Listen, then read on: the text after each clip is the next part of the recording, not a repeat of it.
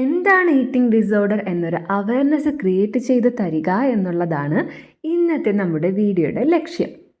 Eating disorder എന്നത് ഒരു വ്യക്തിയുടെ ഭക്ഷണശീലങ്ങളിൽ വലിയ വ്യതിയാനം ഉണ്ടാക്കുന്ന ഒരു അവസ്ഥയാണ്.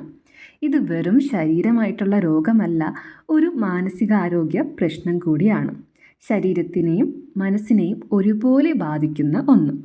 ഇനി നമുക്ക് ഈറ്റിംഗ് ഡിസോർഡേഴ്സ് എത്ര തരമുണ്ട്, ഏതൊക്കെയാണ് എന്ന് നോക്കാം. പ്രധാനമായിട്ടും വരുന്ന ഒന്നാമത്തെ ഈറ്റിംഗ് ഡിസോർഡറാണ് അനറക്സിയ നെർവോസ.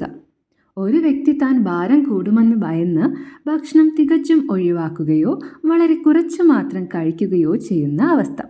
അതിൻ്റെ ഫലമായി ശരീരം വളരെ ക്ഷീണിതനാകുകയും രോഗാവസ്ഥയിലെത്തുകയും ചെയ്യുന്നു. ഇനി വരുന്നതാണ് ബുലിമിയ നെർവോസ.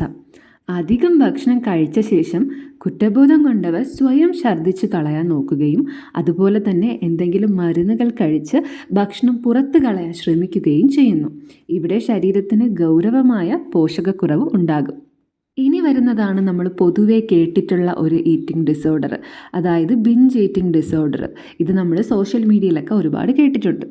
ഇവിടെ വ്യക്തി നിയന്ത്രണം നഷ്ടപ്പെട്ട് ഒരുപാട് അധികമായിട്ട് ഭക്ഷണം കഴിക്കുന്നു. പക്ഷേ നേരത്തെ പറഞ്ഞതുപോലെ ഇത് പുറത്ത് കളയാനായിട്ട് ആ കഴിച്ച ഭക്ഷണം പുറത്ത് കളയാൻ ശ്രമിക്കുന്നില്ല. അതിനാൽ അമിതഭാരം, പ്രമേഹം, രക്തസമ്മർദ്ദം പോലുള്ള പ്രശ്നങ്ങൾ ഉണ്ടാകുന്നു. എന്താണ് ഈറ്റിംഗ് ഡിസോർഡേഴ്സ്, എത്ര ടൈപ്സ് ഉണ്ട്, ഏതൊക്കെയാണ് എന്നൊക്കെ നമ്മൾ മനസ്സിലാക്കി. എന്നാൽ എന്തുകൊണ്ടാണ് ഈറ്റിംഗ് ഡിസോർഡേഴ്സ് ഉണ്ടാകുന്നതെന്ന് അറിയണ്ടേ? പ്രധാനപ്പെട്ട കാരണം സമൂഹത്തിലെ സൗന്ദര്യത്തിൻ്റെ തെറ്റായ ധാരണകൾ തന്നെയാണ്. അതായത് സ്ലിമ്മായാൽ മാത്രമേ സുന്ദരനോ സുന്ദരി ആകൂ എന്ന വിശ്വാസം. മറ്റൊന്ന് സോഷ്യൽ മീഡിയയുടെ അനാവശ്യ സമ്മർദ്ദം. മറ്റൊരു പ്രധാനപ്പെട്ട അല്ലെങ്കിൽ പൊതുവായിട്ട് നമ്മൾ കണ്ടുവരുന്നത് മാനസിക സമ്മർദ്ദമോ ഡിപ്രഷനോ ഉള്ള സമയത്തും ഭക്ഷണം ഒട്ടും കഴിക്കാത്ത അവസ്ഥ അല്ലെങ്കിൽ ഭക്ഷണം കൂടുതൽ കഴിക്കുന്ന അവസ്ഥ ഒക്കെ കണ്ടുവരുന്നുണ്ട്. അവിടെയാണ് പാതിരാത്രി 2 മണിക്കും 3 മണിക്കും ഒക്കെ എടുത്ത് ഭക്ഷണം കഴിക്കുന്ന, അതിനെയാണ് നമ്മൾ പൊതുവെ ബിഞ്ച് ഈറ്റിംഗ് എന്ന് പറയുന്നത്. അതുപോലെ തന്നെ കുടുംബ പ്രശ്നങ്ങൾ കാരണം, ട്രോമ കാരണം, അല്ലെങ്കിൽ ജീനുകളുടെയോ അല്ലെങ്കിൽ ഹോർമോണുകളുടെയൊക്കെ മാറ്റങ്ങളുടെ സ്വാധീനം കാരണവും ഈറ്റിംഗ് ഡിസോർഡേഴ്സ് ഉണ്ടാകാറുണ്ട്. എന്തൊക്കെയാണ് നമ്മൾ അറിഞ്ഞിരിക്കേണ്ട പ്രധാനപ്പെട്ട ഈറ്റിംഗ് ഡിസോർഡേഴ്സിൻ്റെ ഭവിഷ്യത്തുകൾ? 1. ഭാരം അപകടകരമായി കുറയുക അല്ലെങ്കിൽ കൂടുക. ഹൃദയ സംബന്ധമായ പ്രശ്നങ്ങൾ, പോഷകാഹാരക്കുറവ്, മാനസിക ക്രമം തെറ്റുക, പ്രത്യേകിച്ചും സ്ത്രീകളിൽ. അതുപോലെ ആത്മവിശ്വാസം നഷ്ടപ്പെടുക, സമൂഹത്തിൽ നിന്ന് അകന്നു പോകുക, ഡിപ്രഷൻ, ആത്മഹത്യാശ്രമം പോലുള്ള ഗൗരവമായ മാനസിക പ്രശ്നങ്ങളും ഈറ്റിംഗ് ഡിസോർഡേഴ്സിൻ്റെ ഫലമായിട്ടുണ്ടാവാറുണ്ട്.